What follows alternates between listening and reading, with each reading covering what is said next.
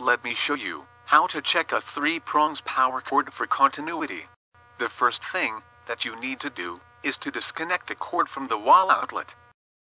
You will need to make a jumper wire like this one.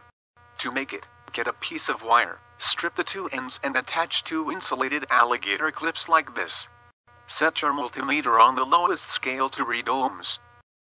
Place the jumper wire between these 2 terminals. Take a reading between these 2 terminals on the cord plug. If the reading is close to 0 ohms, the cord is good. If the reading is infinity, the cord is bad and it must be replaced. Take a reading between this terminal on the cord plug and this terminal on the terminal block. If the reading is close to 0 ohms, the cord is good.